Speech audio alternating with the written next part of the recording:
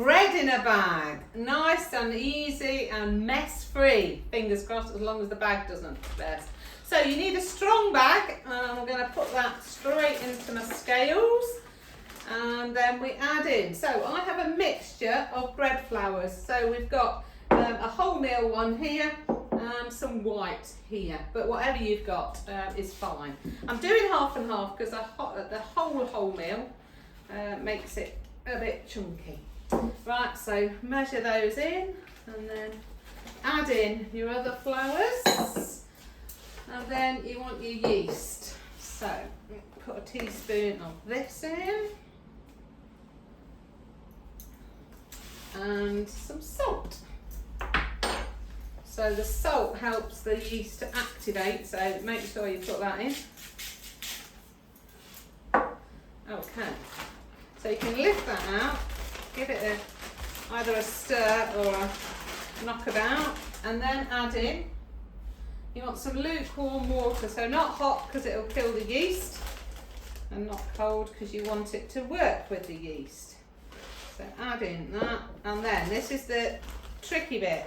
You need to seal your bag without air, otherwise it probably will burst. Okay, and then you can see, and now what I'm going to do is mix it all in. So this will take a bit of time and effort, but what you want to aim for is it coming away from the bag, which you can see it is now doing. Alright, so get a bit of your flour on your board and on your hands, most importantly. So this is the only time it is a bit messy.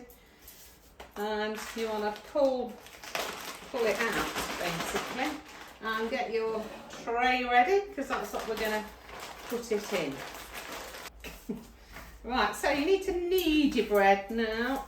So get your fist in and just give it a swirl around like that.